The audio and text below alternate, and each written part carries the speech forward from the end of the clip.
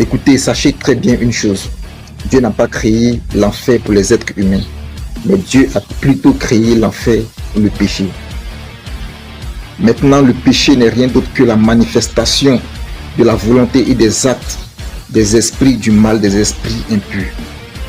En d'autres termes, ou en français facile, c'est la volonté que veulent exprimer les anges qui ont été déchus du royaume des cieux. Ils veulent imposer leur volonté dans ce monde au travers des êtres humains. Donc, puisqu'ils avaient désobéi à la parole de Dieu, Dieu a créé un lieu qu'on appelle l'enfer. Et c'est là-bas que ces esprits impurs habitent. Et voulant exprimer aussi leur volonté, ils expriment ça à travers le mot qu'on appelle le péché.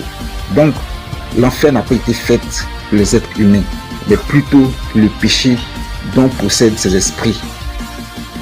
C'est pour ça que Jésus-Christ vient en rançon de son sang versé à la croix de Golgotha, afin que nous soyons justifiés de nos actes, de nos fautes, pour ne pas finir avec le péché dans le lieu de l'enfer. Car comme je l'ai dit, l'enfer n'a pas été créé pour les êtres humains, mais plutôt pour le péché qui est qui les esprits du mal, dont Dieu a créé ce lieu afin qu'ils puissent être captifs là-dedans.